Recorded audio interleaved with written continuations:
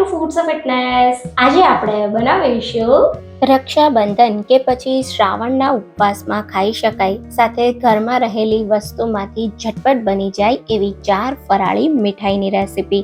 એકવાર તમે આ મીઠાઈ ઘરે બનાવી લેશો ને તો ગેરંટી છે બજારની ક્યારેય નહીં ખાવ. ભેળસેળ વગરની મીઠાઈ લાવવા કરતાં આ મીઠાઈ એકવાર ઘરે ટ્રાય કરજો. ચાલો રેસીપી શરૂ કરીએ. તો હવે પહેલા બનાવીશું બધાને ભાવે એવો પરફેક્ટ માપ સાથે શીંગ પાક. તો હવે સૌથી પહેલા એકદમ પરફેક્ટ માપ સાથે પહેલી વારમાં જ પરફેક્ટ શીંગ પાક ઘરે બનાવવા માટે અહીંયા મેં લીધી છે 2 વાટકા જેટલા શીંગના દાણા. તો વજનમાં 500 ગ્રામ જેટલા આ શીંગના દાણા છે. તો તમે જેટલા શીંગદાણા લેતા હોય એના કરતાં અડધી તમારે ખાંડ લેવાની છે. તો 2 વાટકા શીંગના દાણા સાથે 1 વાટકી અથવા વજનમાં 250 ગ્રામ જેટલી મેં ખાંડ લીધી છે. હવે સૌથી પહેલા શીંગ પાકને એકદમ પરફેક્ટ બનાવવા માટે આપણે જે શીંગદાણા લીધા છે એને સારી રીતે શેકવાના છે. તો શીંગદાણાને તમે એકદમ સારી રીતે ધીમા ગેસ પર શેકો ને તો શીંગદાણામાં રહેલું મોઇશ્ચર દૂર થઈ જાય, સાથે શીંગદાણા એકદમ ક્રિસ્પી પણ થઈ જાય, જેનાથી તમારો શીંગ પાક લાંબા સમય સુધી સારો રહે અને શેકેલા શીંગદાણાનો સ્વાદ શીંગ પાકમાં એકદમ સરસ લાગે છે. તો અહીંયા તમારે શીંગદાણા પર બિલકુલ ડિઝાઇન ના આવે, સાથે શીંગદાણા એકદમ ક્રિસ્પી થાય ત્યાં સુધી શેકવાના. ધીમા ગેસ પર આ શીંગદાણાને શેકાતા 10 મિનિટ લાગશે. તો અહીંયા તમે જુઓ, લગભગ 10 મિનિટ પછી શીંગના દાણા આ રીતે 2 ભાગમાં ફૂટવા માંડ્યા છે અને સાથે એકદમ ક્રિસ્પી પણ થઈ ગયા છે. તો આ રીતે તમારે ચલાવતા ચલાવતા દાણાને ખૂબ જ સારી રીતે શેકી લેવાના. અહીંયા દાણા સરસ શેકાઈ ગયા કે નહીં એને ચેક કરવા માટે તમે દાણાને આ રીતે ફોલીને પણ ચેક કરી શકો છો. ઇઝીલી શીંગદાણાનું આખું ફોતરું અલગ થઈ જાય, મીન્સ આપણા શીંગદાણા સરસ શેકાઈ ગયા છે. એકદમ ક્રિસ્પી થયેલા શીંગદાણાને ગેસ પરથી આપણે નીચે ઉતારી લેશું અને એક થાળીમાં ઉમેરી અને એને થોડા ઠંડા થવા દેશું. તો જો તમારો શીંગપાક કડક થઈ જતો હોય અથવા તો કોરો પડી જતો હોય તો તમે એકવાર મારી ટ્રીક સાથે શીંગપાક બનાવજો, એકદમ પરફેક્ટ જ બનશે. તો હવે લગભગ 10 મિનિટ જેવા મેં શીંગદાણાને ઠંડા થવા દીધા. પછી આ રીતે આપણે શીંગદાણાના ફોતરા અલગ કરી દઈશું. તો તમે જોઈ શકો છો ખૂબ સારી રીતે બધા જ શીંગદાણા પરના ફોતરા મેં કાઢી લીધા છે. હવે ફોતરાને આખા ગળમાં ઉડાડ્યા વગર એકદમ ઇઝીલી અલગ કરવા માટે આ રીતનો મેં એક જારો લીધો છે. તળવાના જારામાં થોડા થોડા શીંગદાણા ઉમેરી ફોતરાને અલગ કરી આપણે તૈયાર કરેલા શીંગદાણાને એક બાઉલમાં કાઢી લેશું. તો તમે જોઈ શકો છો અહીંયા એકદમ સારી રીતે બધા જ શીંગદાણાને મેં ફોતરાથી અલગ કરી દીધા છે અને ખૂબ સરસ આપણા ક્રિસ્પી શેકેલા શીંગદાણા શીંગપાક બનાવવા માટે તૈયાર થઈ ગયા છે. તો હવે આપણે આ શીંગદાણાનો ભૂકો કરવાનો છે. શીંગદાણાનો ભૂકો કરતા પહેલા શીંગદાણાને તમારે કમ્પ્લીટ ઠંડા થવા દેવાના. કમ્પ્લીટ શીંગદાણા ઠંડા થાય પછી એને મિક્સર જારમાં ઉમેરી ઢાંકણ બંધ કરી અને મિક્સરના પલ્સ મોડ પર, એટલે કે આ રીતે મિક્સરને ઊંધું ફેરવતા જઈ અથવા તો મિક્સરને ચાલુ બંધ કરતા જઈ શીંગદાણાનો ભૂકો કરવાનો, જેથી તમને શીંગપાક બનાવવા માટે એકદમ સરસ એક સરખો શીંગદાણાનો ભૂકો મળશે. સાથે તમે મિક્સરને ચાલુ બંધ કરીને ભૂકો કરશો ને તો આ રીતનો બિલકુલ કોરો તૈયાર થશે. શીંગદાણામાં નેચરલ ઓઇલનું પ્રમાણ રહેલું હોય છે, તો એ પણ બિલકુલ રિલીઝ નહીં થાય અને પરફેક્ટ તમારો શીંગનો ભૂકો તૈયાર થશે. હવે શીંગપાક જો તમારો કોરો પડી જતો હોય અથવા તો એ પરફેક્ટ ન બનતો હોય તો આ ટ્રીકને તમે ખાસ ફોલો કરજો. અહીંયા તમે જે શીંગનો ભૂકો તૈયાર કરો છો ને એને તમારે ચાળી લેવાનો, જેથી તમારા શીંગપાકનું ટેક્સચર એકદમ સરસ આવે. અને આ જે મોટું વધે છે એને તમે ફરી ગ્રાઇન્ડ કરી શકો છો અથવા તો કોઈ શાકની ગ્રેવીમાં આ શીંગના ભૂકાને ઉમેરી શકો છો. તો તમે જુઓ, એકદમ શીંગપાક પરફેક્ટ બનાવવા માટે શીંગનો ભૂકો સરસ મજાનો એક સરખો તૈયાર થઈ ગયો. હવે આપણે આમાં એક એવી સામગ્રી ઉમેરીશું જેનાથી તમારો શીંગપાક બિલકુલ કોરો નહીં પડે, અને એ છે દૂધનો પાવડર. તો જે મિલ્ક પાવડર હોય એ મેં 3 ટેબલ સ્પૂન જેટલો લીધો છે અને સાથે 1 ટીસ્પૂન એલચી પાવડર પણ આ જ સમયે ઉમેરી દઈશું. અને હવે મિલ્ક પાવડર અને એલચીના ભૂકાને શીંગના ભૂકાના એક કણમાં ખૂબ સારી રીતે મિક્સ કરી લેશું. આ રીતે સરસ તમે શીંગના ભૂકા સાથે મિલ્ક પાવડરને મિક્સ કરી દેશો ને એટલે પરફેક્ટ શીંગપાકનું મિશ્રણ તમારું તૈયાર થઈ જશે અને આ શીંગપાકના મિશ્રણ સાથે તમારો શીંગપાક 100% પરફેક્ટ બનશે. તો હવે શીંગપાકની ચાસણી તૈયાર કરીએ. તો અહીંયા ચાસણી બનાવવા માટે ખાસ જાડા તળિયાવાળી કે પછી નોનસ્ટિક કઢાઈ લેવાની છે. એની અંદર આપણે ખાંડ ઉમેરી દઈશું. તો 1 વાટકી ખાંડ સાથે આપણે અડધી વાટકી જેટલું પાણી, તો જે વાટકીથી ખાંડ લીધી છે એ જ વાટકીના માપથી અડધી વાટકી પાણી ઉમેરી દેશું.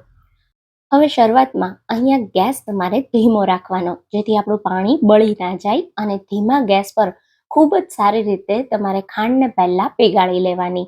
અહીંયા તમારે એક તારની ચાસણી કરવાની છે. તો તમે જોઈ શકો છો 2 થી 3 જ મિનિટમાં ખૂબ જ સારી રીતે ખાંડ આપણી બધી પાણી સાથે પીગળી ગઈ છે. તો હવે આ સ્ટેજ પર હલકી ચાસણી આવી ગરમ થાય ને એટલે આપણે એને ચેક કરીશું. જો શીંગપાકની ચાસણી કડક થઈ જાય તો તમારો શીંગપાક પણ ખાવામાં કડક બને. એટલે ખાસ ધ્યાન રાખવાનું, ચાસણી વધુ પડતી કડક ના થવી જોઈએ. તો ચાસણીને ચેક કરો ત્યારે ગેસને 2 મિનિટ બંધ કરી દેવાનો. ચાસણી થોડી સ્પેચ્યુલામાં લઈ ઠંડી પાડવાની, અને પછી આ રીતે તમે જો એકદમ સરસ એક સોલિડ તાર બને છે. તાર બિલકુલ તૂટતો નથી. તો બસ આ રીતનો તાર તૈયાર થાય મીન્સ કે આપણી શીંગપાકની ચાસણી પરફેક્ટ છે. તો હવે તમે જો ચાસણીમાં બિલકુલ આ રીતે નાના નાના બબલ્સ આવે છે. ગેસ મેં એકદમ ધીમો રાખ્યો છે, અને ધીમા ગેસ પર આપણે જે શિંગદાણાનો ભૂકો તૈયાર કર્યો ને એને ઉમેરી દઈશું. તો આ રીતે ખૂબ જ સરસ શિંગદાણાનો ભૂકો ઉમેર્યા પછી કન્ટિન્યુ તમારે એને થોડી વાર માટે ચલાવતા રહેવાનું. તો શરૂઆતમાં તમે જ્યારે શીંગનો ભૂકો મિક્સ કરશો ને ત્યારે તમને મિશ્રણ થોડું ઢીલું લાગશે, પણ તમારે એને ધીમા ગેસ પર ચાસણી સાથે 2 થી 3 મિનિટ માટે કૂક કરવાનું છે. તો આ રીતે બધું સરસ મિક્સ થાય પછી મિશ્રણ બિલકુલ ચોંટે નહીં, એના માટે આપણે 1 મોટી ચમચી જેટલું અથવા 1 ટેબલ સ્પૂન જેટલું ઘી ઉમેરી દઈશું. અને હવે ખૂબ જ સારી રીતે ઘી ઉમેર્યા પછી તમારે મિશ્રણને આ રીતે કન્ટિન્યુ ચલાવતા ચલાવતા મિક્સ કરવાનું. તો જો નોનસ્ટિક કઢાઈ હશે તો બિલકુલ નહીં ચોંટે, પણ સ્ટીલની કઢાઈ જો તમે વાપરતા હશો તો તમારું મિશ્રણ તળિયે ચોંટશે. એટલે ખાસ તમે ગેસ ધીમો રાખજો અને આ રીતે કન્ટિન્યુ ચલાવતા રહેજો. લગભગ 3 મિનિટ જેવું મેં શીંગનો ભૂકો ઉમેર્યા પછી મિશ્રણને ચલાવ્યું છે. હવે આ સ્ટેજ પર શિંગદાણાનું મિશ્રણ પરફેક્ટ બન્યું કે નહીં એને ચેક કરવા થોડું મિશ્રણ એક પ્લેટમાં લઈ આ રીતે એકદમ સરસ ફેલાવી 2 મિનિટ માટે ઠંડુ થવા દેશું. તો મિશ્રણ જ્યારે તમે ચેક કરતા હોય ત્યારે પણ તમને એવું લાગે તો ગેસ તમારે બંધ કરી દેવાનો, જેથી મિશ્રણ બિલકુલ ઓવરકુક ના થાય અને શીંગપાક તમારો બિલકુલ કડક ના થાય. તો થોડું મિશ્રણ ઠંડુ થાય એટલે આ રીતે એને ભેગું કરી હાથમાં લઈ અને તમારે આ રીતે બોલ બનાવવાનો. તો તમે જો મિશ્રણ હાથમાં લેતા હવે બિલકુલ ચોંટતું નથી, અને આ રીતે સરસ મજાનો મિશ્રણનો બોલ તૈયાર થઈ જાય છે. તો બસ આ રીતનું મિશ્રણ તમારું શીંગપાક માટે તૈયાર કરવાનું છે. મિશ્રણ આપણું એકદમ પરફેક્ટ તૈયાર થઈ ગયું છે. તો હવે એકવાર સરસ બધું મિક્સ કરી અને ગેસને આપણે બંધ કરી દઈશું. અને આપણે જેમાં પણ શીંગપાક સેટ કરવો છે એ થાળીને હલકા ઘી સાથે ગ્રીસ કરી દઈશું, અને પછી તૈયાર કરેલું બધું જ શીંગપાકનું મિશ્રણ ઉમેરી દઈશું. તો આ સ્ટેજ પર આપણે જે રીતે ચેક કર્યું એ રીતે ચેક કરી અને તમે શીંગપાકને સેટ કરશો એટલે 100% તમારો શીંગપાક જામી જશે. તો તમે જો અત્યારે મિશ્રણ થોડું ઢીલું લાગે છે, પણ હું આ સમયે એને થાળીમાં સેટ કરી દઈશ. ઉપરની સરફેસને એકદમ લીસી કરવા માટે આ રીતની કોઈ ફ્લેટ ડીશ પર હલકું ઘી લગાવી અને આ રીતે તમારે એને લેવલ કરી દેવાનું, જેથી ઉપરનું સરફેસ એકદમ પરફેક્ટ બને. અને હલકું એવું ઉપરથી શીંગપાકને ગાર્નિશ કરવા હું થોડી પિસ્તાની ફ્લેક્સ ઉમેરી દઈશ. હવે આ શીંગપાકને તમારે કમસે કમ અડધાથી લઈને 1 કલાક સુધી ઠંડો થવા દેવાનો. ગરમ ગરમ શીંગપાકને ક્યારેય કટ નહીં કરવાનો. થોડો શીંગપાકને તમે ઠંડો થવા દેશો એટલે એકદમ પરફેક્ટ બનશે. તો લગભગ અહીંયા શીંગપાકને મેં 30 મિનિટ માટે ઠંડો થવા દીધો, અને 30 મિનિટ પછી તમે જોઈ શકો છો શીંગપાક એકદમ રૂમ ટેમ્પરેચર પર આવી ગયો છે. તો હવે આપણે એને કટ કરી લેશું. શીંગપાકનું પીસ તમે નાનું, મોટું, ચોરસ, ડાયમંડ શેપમાં કે ત્રિકોણ, તમને જે પણ શેપ ગમે એ શેપમાં તમે કટ કરી શકો છો. અત્યારે મેં આવા ચોરસ પીસીસ શીંગપાકના તૈયાર કર્યા છે, અને તમે જુઓ એકદમ પરફેક્ટ આપણો શીંગપાક તૈયાર થયો છે. કેટલું સરસ શીંગપાકનું પીસ અનમોલ્ડ થયું છે. તો તમે એકવાર આ રીતે શીંગપાક બનાવી અને મહિનાઓ સુધી સાચવી શકો છો. તમે સફરમાં જતા હોય ત્યાં પણ મીઠાઈ તરીકે આને લઈ જઈ શકો છો. વ્રત કે ઉપવાસમાં પણ ખાઈ શકો છો. તૈયાર થયેલો શીંગપાક તમે જુઓ એકદમ પરફેક્ટ અને મોઢામાં જ મૂકતા પીગળી જાય એવો સોફ્ટ બન્યો છે. તો આ ટ્રીક સાથે એકવાર શીંગપાક જરૂર ટ્રાય કરજો. પહેલી વારમાં જ એકદમ પરફેક્ટ બનશે. હવે બનાવીએ એકદમ નવા સ્વાદ સાથે દૂધીના ફરાળી લાડુ. એકવાર ટ્રાય કરજો, મજા પડી જશે. તો હવે સૌથી પહેલા એકદમ ટેસ્ટી અને મોઢામાં મૂકતા જ પીગળી જાય એવા વ્રત કે ઉપવાસમાં કે પછી પ્રસાદમાં બનાવી શકાય એવા દૂધીના લાડુ બનાવવા માટે અહીંયા મેં 1 કિલો દૂધી લીધી છે. તો તમારે હંમેશા લાડુ કે કોઈ પણ મીઠાઈ બનાવવા માટે દૂધી તાજી જ વાપરવાની અને દૂધીની પસંદગી આ રીતે મીડિયમ થિકનેસ વાળી હોય એવી કરવાની, જેથી એમાં બીનો ભાગ ઓછો હોય. તો હવે સૌથી પહેલા દૂધીની આપણે સારી રીતે છાલ કાઢી લેશું. અહીંયા તમે જોઈ શકો છો, એક દૂધીની મેં છાલ ઉતારી લીધી. બિલકુલ એ જ રીતે આપણે બીજી દૂધીનો થોડો ઉપરનો અને નીચેનો ભાગ કાઢી અને સારી રીતે છાલ ઉતારી લેશું. તો હવે અહીંયા તમે જોઈ શકો છો, એકદમ સારી રીતે બંને દૂધીની મેં છાલ ઉતારી લીધી છે. હવે આ દૂધીને લાડુ બનાવવા માટે આપણે ખમણવાની છે. તો આ રીતે મોટી સાઈઝની દૂધીને વચ્ચેથી 2 ભાગમાં કાપી લેશું. તો દૂધીમાં વધુ પડતો બીનો ભાગ નથી અને દૂધી આપણી એકદમ કૂણી છે. તો હવે અહીંયા આપણે લાડુ માટે દૂધીનું જે ખમણ તૈયાર કરવાનું છે ને, એના માટે આપણે ખમણી આ રીતની જાડી વાપરવાની, જેથી દૂધી બફાયા પછી આપણા લાડુનું ટેક્સચર એકદમ સરસ આવે અને દૂધી એકદમ સોફ્ટ ના થઈ જાય. તો હવે તમે જોઈ શકો છો, આ રીતે જાડી ખમણીથી દૂધીને ફેરવતા જઈ અને આપણે બધી બાજુથી દૂધીને ખમણી લેશું. વચ્ચેનો જે આ સોફ્ટ સફેદ ભાગ હોય એને તમારે લાડુમાં નથી વાપરવાનો. તો આને આપણે સાઈડ કરી દેશું અને તમે શાક કે પછી સૂપ બનાવવામાં વાપરી શકો છો. અને તૈયાર થયેલું ખમણ તમે જુઓ, આ રીતે રેગ્યુલર દૂધીના હલવા કરતાં થોડું જાડું ખમણ તમારે તૈયાર કરવાનું છે. તો બિલકુલ આ જ રીતે આપણે પહેલા બધી જ દૂધીને ખમણી લેશું. તો આ સિવાય મેં દૂધીની ખીર, દૂધીની બરફી અને અલગ અલગ રીતે ઘણી બધી જાતના દૂધીના હલવાની રેસીપી પણ તમારી સાથે શેર કરેલી છે. તો તમે એ રેસીપીઓ પણ જોજો. હવે તમે જુઓ, અહીંયા મેં બધી જ દૂધીને સારી રીતે ખમણી લીધી છે. હવે આપણે લાડુ બનાવવા માટે કુકર લેશું અને કુકરમાં 2 ટેબલસ્પૂન જેટલું ઘી ઉમેરી દેશું. અહીંયા આપણું ઘી હલકું એવું કુકરમાં ગરમ થાય એટલે આપણે જે ખમણેલું છીણ છે એ બધું જ આમાં ઉમેરી દેવાનું છે. તો પ્રોસેસ આપણે આ રીતે કરવાની છે કે બધું જ દૂધીનું છીણ ઉમેર્યા પછી ઘી સાથે દૂધીના છીણને 3 થી 4 મિનિટ માટે શેકી લેશું, જેથી લાડુનો સ્વાદ એકદમ સરસ આવે. અને આ રીતે તમે દૂધીને ઘી સાથે શેકશો એટલે દૂધીમાં જે કંઈ પણ પાણીનો વધારાનો ભાગ હશે એ બધો અલગ થઈ જશે. તો આ રીતે થોડું થોડું કરી તમે જોઈ શકો છો, હવે દૂધીમાંથી પાણી રિલીઝ થવા માંડ્યું છે. તો થોડું આ પાણી બળી જાય અને ઘી સાથે થોડી દૂધી શેકાઈ જાય ત્યાં સુધી તમારે દૂધીને આ રીતે કુકરમાં થવા દેવાની. તો 2 થી 3 મિનિટમાં જ એકદમ સારી રીતે દૂધીમાંથી રિલીઝ થયેલું બધું જ પાણી આ રીતે બળી જશે. તો હવે આ સમયે દૂધીને એકદમ સોફ્ટ બાફવા માટે અને લાડુમાં એકદમ માવા જેવો ટેસ્ટ આપવા માટે અહીંયા મેં લીધું છે અડધા કપ જેટલું દૂધ. સાથે મેં 2 ટેબલસ્પૂન જેટલી તાજા દૂધની જે ઉપર મલાઈ હોય એ પણ વાપરી છે. તો એને ઉમેરી દઈશું અને દૂધી સાથે એને સારી રીતે મિક્સ કરી લેશું.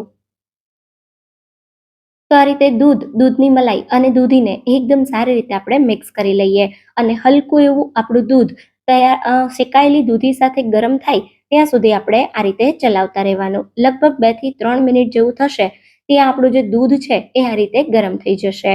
તો હવે આ સમયે આપણે કુકરનું ઢાંકણ બંધ કરી દઈશું અને મીડિયમ ગેસની ફ્લેમ પર કુકરમાં ફક્ત 1 વિસલ કરીશું. તો માપસરના દૂધ સાથે ફક્ત એક જ વિસલમાં દૂધી સારી રીતે બફાઈને સોફ્ટ થઈ જશે.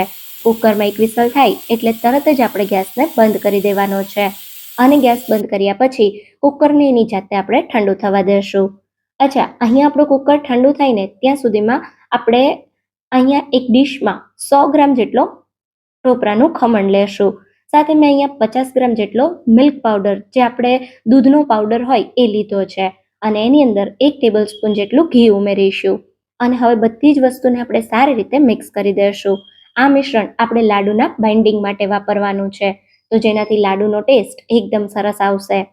તો આ રીતે મિલ્ક પાવડર અને ટોપરાના ખમણને થોડું ઘી સાથે મિક્સ કરીને ઉમેરશો ને તો બિલકુલ મિલ્ક પાવડર અને ટોપરાના ખમણના ગાંઠા નહીં પડે અને એકદમ સારી રીતે બફાયેલી દૂધી સાથે આપણું મિશ્રણ મિક્સ થઈ જશે. તો તમે જોઈ શકો છો, એકદમ સારી રીતે મેં બધી જ વસ્તુને મિક્સ કરી લીધી છે. તો આને થોડી વાર સાઈડ પર રાખી દઈએ અને હવે આપણે દૂધી જે બાફેલી છે એ કુકર ઠંડુ થઈ ગયું છે તો એને ચેક કરી લઈએ. તો આ રીતે કુકરમાં બધું પ્રેશર પૂરું થયું પછી તમે જોઈ શકો છો, હવે આમાં થોડું ઘણું પાણી છે. તો આપણે ફરી કુકરનો ગેસ ઓન કરી દઈશું અને જે કાંઈ પાણી છે એ બધું બળી જાય ત્યાં સુધી આપણે એને થવા દેશું. સાથે અહીંયા તમને બાફેલી દૂધી બતાવું તો તમે જો એકદમ મીણ જેવી દૂધી સરસ સોફ્ટ થઈ ગઈ છે. તો હવે આ સમયે આમાં જે કંઈ પણ એક્સ્ટ્રા પાણી છે એને આપણે બધું એબ્ઝોર્બ થાય ત્યાં સુધી થવા દેશું. તો માપસરનું દૂધ ઉમેરી અને આપણે દૂધીને બાફેલી છે, એટલે પાણી બહુ વધુ પડતું નથી, બિલકુલ થોડું છે, 2-4 ટેબલ સ્પૂન જેટલું. તો આ પાણી બળી જાય ત્યાં સુધી આપણે દૂધીને થવા દઈએ. તો લગભગ 2 થી 3 મિનિટ પછી તમે જોઈ શકો છો દૂધીનું મિશ્રણ આ રીતે થોડું એવું ડ્રાય થઈ ગયું છે. તો હવે આ સમયે લાડુની મીઠાશ માટે આપણે આમાં અડધા કપ જેટલી ખાંડ ઉમેરી દઈશું. અહીંયા ખાંડ તમે તમારા સ્વાદ પ્રમાણે વધારે કે ઓછી કરી શકો છો. ખાંડની જગ્યાએ તમે પ્રસાદ માટે લાડુ બનાવતા હોય તો તમે સાકરનો ભૂકો પણ વાપરી શકો છો. હવે એકદમ સરસ લાડુના કલર માટે 2 ડ્રોપ જેટલો ગ્રીન ફૂડ કલર ઉમેરીશું. ફૂડ કલર ઉમેરવો બિલકુલ ઓપ્શનલ છે, પણ 2 ટીપા જેટલો ફૂડ કલર ઉમેરશો તો લાડુનો કલર અને દેખાવ એકદમ સરસ આવશે. તો તમે જોઈ શકો છો સારી રીતે ખાંડને મેં દૂધીના મિશ્રણ સાથે મિક્સ કરી દીધી. હવે ખાંડનું જે કંઈ પાણી થાય એ બધું બળી જાય અને એકદમ સારી રીતે ઘી છૂટું પડે ત્યાં સુધી થવા દેશું. લગભગ 2 થી 3 જ મિનિટમાં તમે જોઈ શકો છો સારી રીતે ઘી છૂટું પડી ગયું છે. તો હવે આપણે ગેસને બંધ કરી દઈશું અને મિશ્રણને ગેસ પરથી નીચે લઈ લેશું. મિશ્રણ આપણું થોડું એવું ઠંડુ થાય 2-3 મિનિટ જેવું, પછી આમાં 1 ટીસ્પૂન જેટલો એલચી પાવડર ઉમેરીશું અને તૈયાર કરેલું ટોપરાનું ખમણ અને મિલ્ક પાવડરનું મિશ્રણ ઉમેરીશું. હવે એકદમ સારી રીતે દૂધીના છીણ સાથે આપણે બધી જ વસ્તુને મિક્સ કરી લેશું. તો તમે જોઈ શકો છો મિશ્રણમાં એકદમ સરસ બાઇન્ડિંગ આવી ગયું છે. જો આ સમયે મિશ્રણ ઢીલું લાગતું હોય તો થોડું ટોપરાનું ખમણ કે મિલ્ક પાવડર તમે ઉમેરી શકો છો. તો હવે તૈયાર થયેલું આ મિશ્રણ અત્યારે થોડું ગરમ છે, એટલે એકદમ ફટાફટ લાડુનું મિશ્રણ ઠંડુ થઈ જાય એના માટે આપણે એને આ રીતે એક પ્લેટમાં કાઢી લેશું અને એને આ રીતે થોડું એવું આપણે ફેલાવી દેશું, જેથી એકદમ ફટાફટ આપણું લાડુનું મિશ્રણ ઠંડુ થઈ જશે. તો લગભગ 5 મિનિટ જેવું મિશ્રણને આપણે ઠંડુ થવા દીધું. હવે લાડુને ઉપરથી કોટ કરવા માટે અહીં મેં થોડું ટોપરાનું ખમણ લીધું છે. તો હવે લાડુ વાળવા માટે આપણે એક ચમચી લઈ લેશું. તો આ રીતની મેં 1 ટેબલ સ્પૂનની જે સ્પૂન હોય એ લીધી છે, જેનાથી આપણા બધા જ લાડુ એક સરખા બને. તો આ રીતે ચમચીમાં થોડું થોડું મિશ્રણ લેતા જશું અને લાડુને વાળતા જશું. તો અહીંયા તમે જોઈ શકો છો એકદમ સારી રીતે મસ્ત મજાનો આપણો લાડુ વળાઈ ગયો છે. તો આ લાડુને ઉપરથી ટોપરાના ખમણ સાથે કોટ કરી દઈશું, જેથી લાડુ એકબીજાને બિલકુલ ચોંટશે નહીં અને દેખાવ પણ એકદમ સરસ આવશે. તો તમે જોઈ શકો છો જોતા જ ખાવાનું મન થઈ જાય એવા આપણા આ દૂધીના લાડુ બન્યા છે. ટેસ્ટમાં પણ આ લાડુ ખૂબ જ સરસ લાગે છે. અચ્છા, અહીંયા હું તમને ગોળ લાડુ બનાવવા માટેની ટ્રીક બતાવું છું. લાડુનું થોડું મિશ્રણ આ રીતે હાથમાં લઈ થોડું એના રીતે ભેગું કરી અને હથેળીના આ ભાગથી આપણે લાડુને ફેરવવાનો, જેથી તમારો લાડુ પોઈન્ટ વાળો નહીં પણ એકદમ સરસ ગોળ બનશે. તો તમે જોઈ શકો છો એકદમ પરફેક્ટ એવા આપણા દૂધીના લાડુ તૈયાર થઈ ગયા છે. તો બધા જ લાડુના રીતે વાળી લેશું. અહીંયા મેં બધા જ લાડુને સારી રીતે વાળીને તૈયાર કરી લીધા છે. તૈયાર થયેલા આ લાડુ તમે બહાર 2 દિવસ સુધી અને ફ્રીજમાં 15 થી 20 દિવસ સુધી રાખીને ખાઈ શકો છો. તો હવે બનાવીએ માવો કે ચાસણીની ઝંઝટ વગર તૈયાર થતી એકદમ નવી સુખડી કે નવી મીઠાઈ. તો હવે સૌથી પહેલા એકદમ ટેસ્ટી એવી ઇન્સ્ટન્ટ ફરાળી મીઠાઈ બનાવવા અહીંયા મેં લીધા છે 3 કપ જેટલા મખાણા. મખાણામાં ભરપૂર માત્રામાં કેલ્શિયમ હોય છે, જે શરીરના હાડકાં મજબૂત કરવાની સાથે શરીરને તાકાત પણ આપે છે. તો વ્રત કે ઉપવાસમાં આપણે જ્યારે ઓછું જમતા હોઈએ ત્યારે તમે આ એક ટુકડો મીઠાઈનો ખાશો તો તમારા શરીરમાં ખૂબ જ તાકાત મળશે. અહીંયા આપણે જે મખાણા લીધા છે એને સૌથી પહેલા આપણે શેકવાના છે. તો આજે આપણે આ મીઠાઈ માવો, મિલ્ક પાવડર કે પછી કોઈ પણ જાતના લોટ વગર બનાવીએ છીએ, જેના માટે આપણે વાપરવાના છીએ અહીંયા મખાણા. મખાણાને આપણે શેકી લેશું, જેથી એમાં જે કંઈ પણ મોઇશ્ચરનો ભાગ હોય એટલે કે જે ભેજનું પ્રમાણ હોય એ બધું અલગ થઈ જાય. તો મીડિયમ ગેસની ફ્લેમ પર મખાણાને આપણે 4 થી 5 મિનિટ માટે શેકવાના, અથવા તો ત્યાં સુધી શેકવાના કે મખાણાના દાણાને તમે આ રીતે ક્રશ કરો તો એકદમ ઇઝીલી એનો ભૂકો થઈ જાય. લગભગ મખાણાને ધીમા ગેસ પર શેકાતા 5 મિનિટ જેટલો સમય લાગ્યો છે. અહીંયા તમે જો મખાણાનો વધુ પડતો કલર નથી ચેન્જ થયો અને મખાણા એકદમ સારી રીતે શેકાઈ ગયા છે. તો શેકાયેલા આ મખાણાને આપણે એક પ્લેટમાં કાઢી લેશું અને મખાણાને થોડી વાર માટે ઠંડા થવા દેશું. મખાણા આપણા ઠંડા થાય ત્યાં સુધીમાં આપણે ગેસ પર એક કડાઈ લઈ લેશું અને એની અંદર આપણે 500 ml જેટલું દૂધ ઉમેરીશું. 75 ગ્રામ મખાણા સાથે 500 ml જેટલું દૂધ એકદમ પરફેક્ટ માપ છે. તો દૂધને આપણે પેનમાં ઉમેરી એક બોઇલ આવે ત્યાં સુધી હાઈ ગેસની ફ્લેમ પર ગરમ થવા દેશું. તો અહીંયા તમે જોઈ શકો છો લગભગ 3 મિનિટમાં દૂધમાં સરસ એક બોઇલ આવી ગયો છે. તો હવે ગેસને આપણે ધીમો કરી દેશું અને આ સમયે આપણે આમાં અડધા કપ જેટલી ખાંડ ઉમેરી દઈશું. ખાંડ તમે તમારા સ્વાદ પ્રમાણે વધારે કે ઓછી કરી શકો છો. ખાંડ તમારે આ સમયે ઉમેરી દેવાની. ખાંડ ઉમેરવાથી આપણું દૂધ જે છે ને એ એકદમ ફટાફટ ઉકળી જશે. અહીંયા આપણે દૂધ જે છે એ અડધી ક્વોન્ટિટી જેટલું રહે ત્યાં સુધી એને ઉકળવા દેશું. તો ધીમા ગેસ પર આપણે દૂધને ઉકાળવા રાખી દેવાનું છે.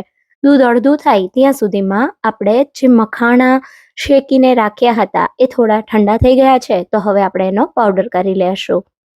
તો આપણા શેકાયેલા મખાણાને આપણે મિક્સર જારમાં ઉમેરી દેશું. સાથે આ મીઠાઈને સુપર ટેસ્ટી બનાવવા માટે હું અહીંયા વાપરી રહી છું 1/4 કપ જેટલું ટોપરાનું ખમણ. તમારે ટોપરાનું ખમણ ના ઉમેરવું હોય તો તમે એને સ્કીપ પણ કરી શકો છો, પણ થોડું ટોપરાનું ખમણ ઉમેરશો તો એનાથી મીઠાઈનો સ્વાદ એકદમ સરસ લાગશે. તો તમે જોઈ શકો છો એકદમ સારી રીતે મેં મખાણાનો પાવડર તૈયાર કરી લીધો છે. બિલકુલ આવો લોટ જેવો પાવડર થઈ જવો જોઈએ. એકદમ આવો ઝીણું પીસવાનું છે. જો તમને મોટા મોટા ટુકડા લાગતા હોય તો તમે આ પાવડરને ચાળી પણ શકો છો. તો હવે અહીંયા લગભગ 8 મિનિટ જેટલો સમય થયો છે અને તમે જોઈ શકો છો આપણું દૂધ જે છે ને એ પહેલા કરતાં અડધું થઈ ગયું છે. સાથે હલકો એવો દૂધનો કલર પણ બદલાઈ ગયો છે.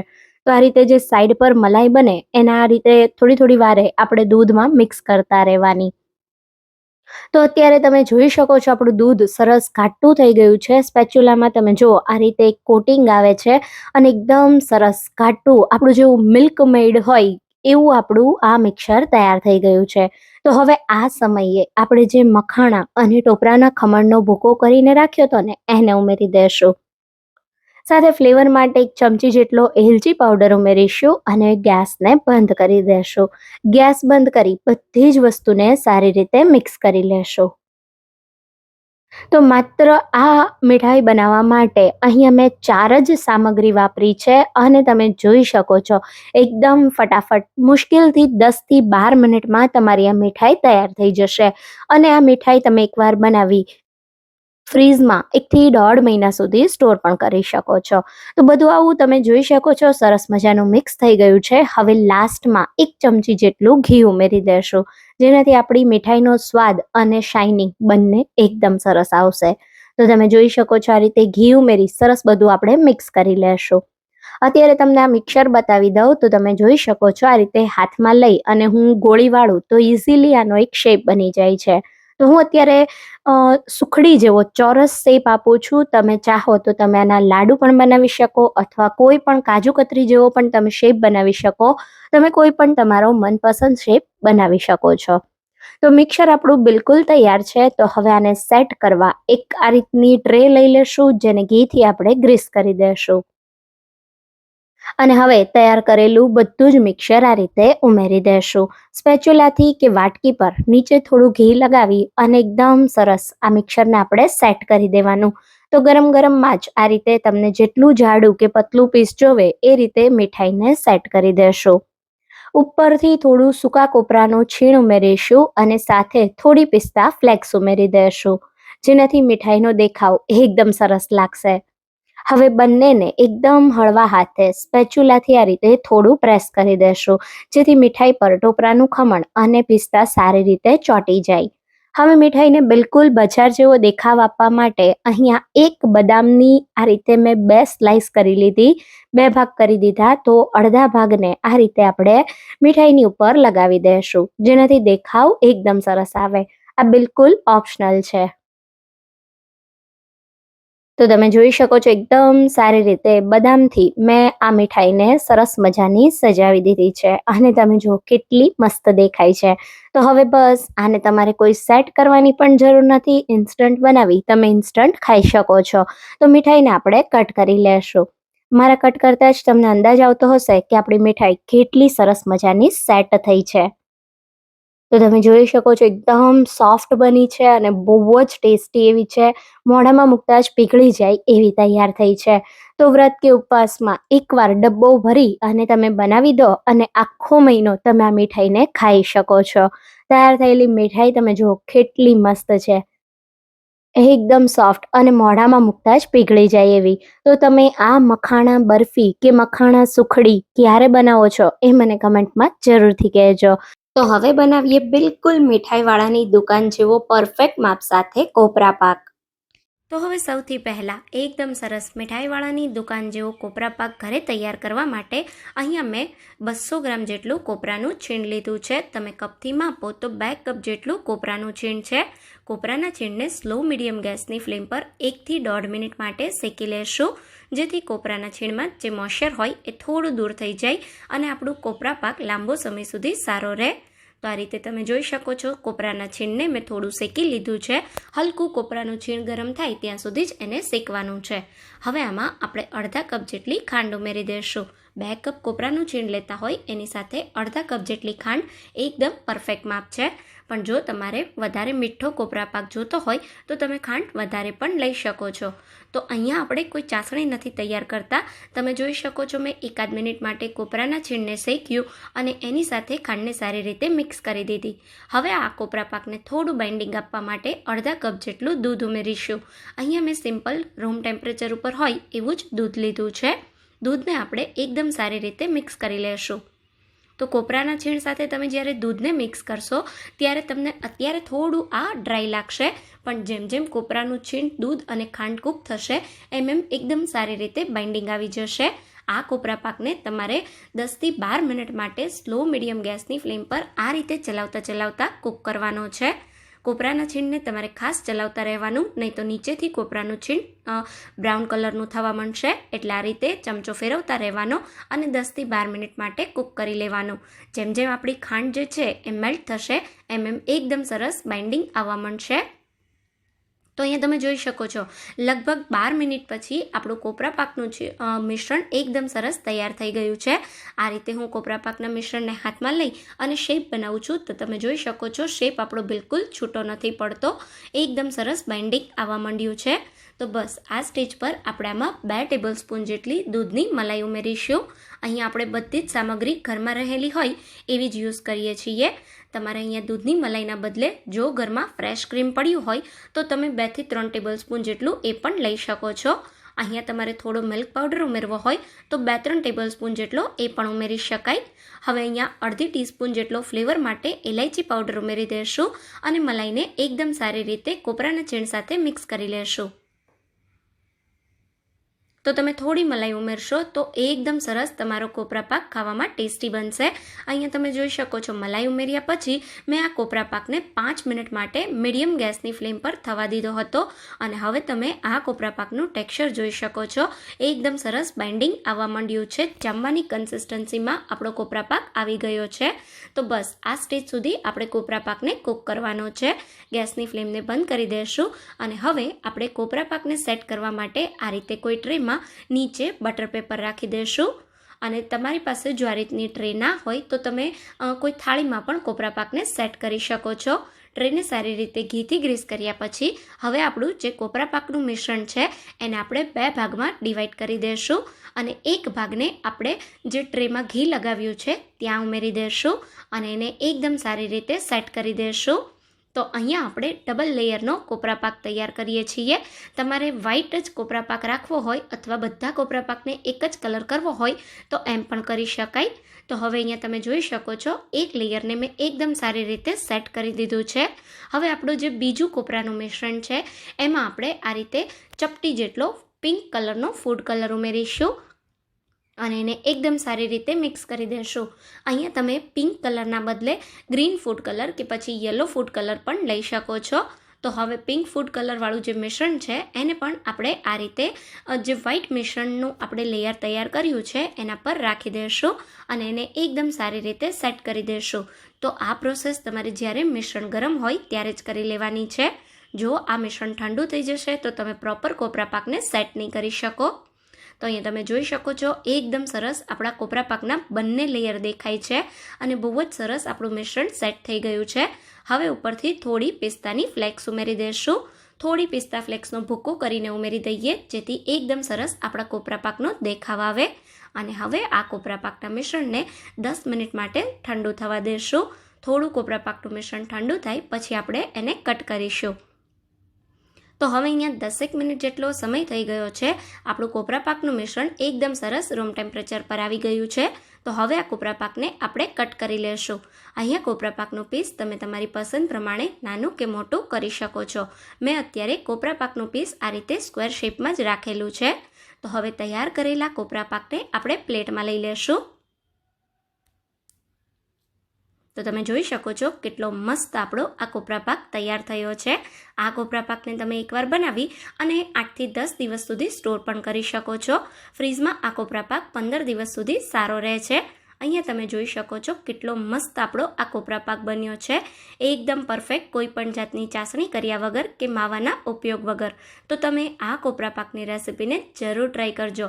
રેસીપી ગમી હોય તો વિડીયોને લાઇક અને શેર કરવાનું બિલકુલ ના ભૂલતા.